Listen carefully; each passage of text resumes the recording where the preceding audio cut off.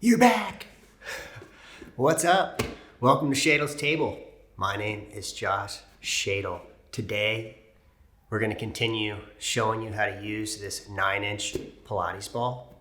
If you don't know who I am, my name is Josh Shadle. I've been a bodyworker for 20 years. I am a master's track sprinter, 400, 200 meter, doing a lot of short stuff, trying to get faster in my 40s. I used to get a lot of massage and a lot of body work, and I still do when I get the chance. And I used to foam roll and use a lacrosse ball and use all these tools to kind of loosen up the tension in my body. And what I've learned is I actually just really needed some strength. Strength through length.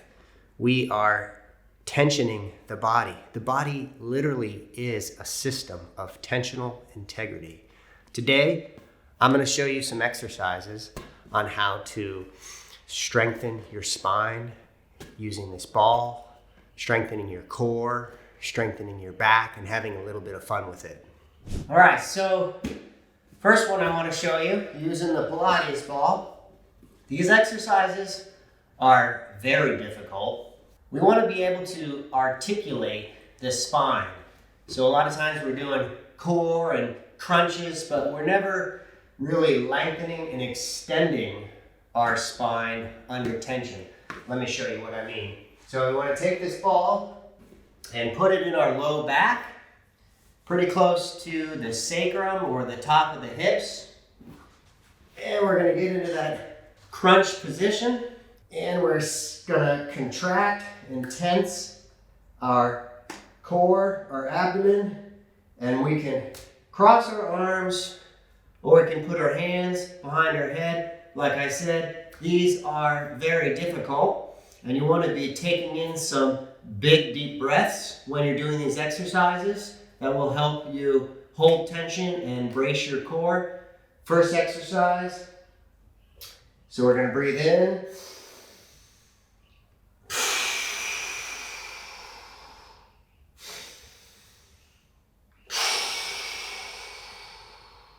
I don't know if you can see or hear, but I'm actually shaking, right? So I am lengthening my abs while I extend over the ball. Now that's putting our spine in a vulnerable position. That's why we want to make sure that we're staying tight through the core, and then we can articulate the spine. So I can just move a little bit further up the spine, and then I can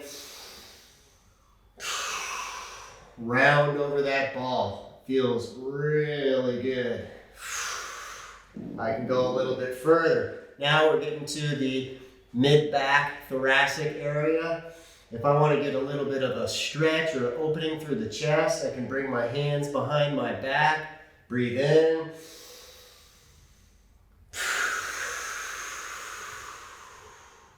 And I really like to exhale fully to contract. You're going to feel a lot more contraction when you exhale fully. So that's one way you can kind of work your way all the way to the upper back. It gets a little more difficult to round over the ball the higher up you go. And if you want to make it super difficult, you can actually put the ball in your low back, pretty much on top of your sacrum. Hold on to something here. Now again, this is a very, very difficult exercise, and if you don't have a strong core or you have some injuries to your low back, anything like that, I would not do this part. But again, you can hold here, breathe in, and lower your legs down. And of course, if you wanted to make it really difficult, you would keep your legs straight. The other thing we can do is we can put the ball on our side. So, got the ball on the side of my rib cage, and we can breathe in. Exhale, tightening. Inhale, lengthening over the ball. Exhale, shortening. Of course, doing both sides. And, we can focus on the low back area, or we could focus on the mid-back area.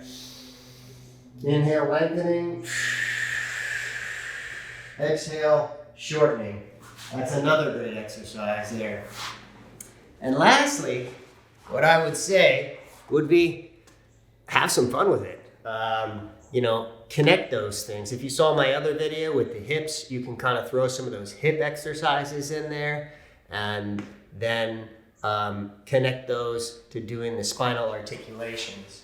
But having some fun with it, you can just roll around on the ball. So lifting my butt up off the ground, tightening the core.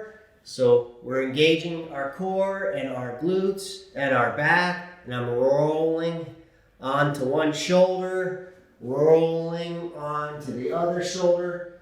Basically, we're making this more of a complex, dynamic movement. And this is a lot of fun.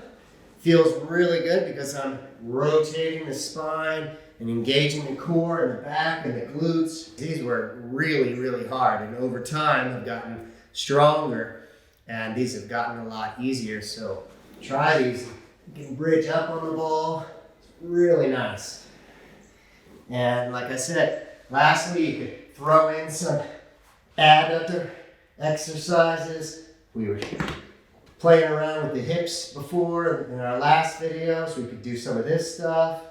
Come back to the 90-90, play around here, and connecting them. I hope that helps. If you haven't, would love for you to like the video, subscribe, and we'll see you next time. Let me know how these go in the comments.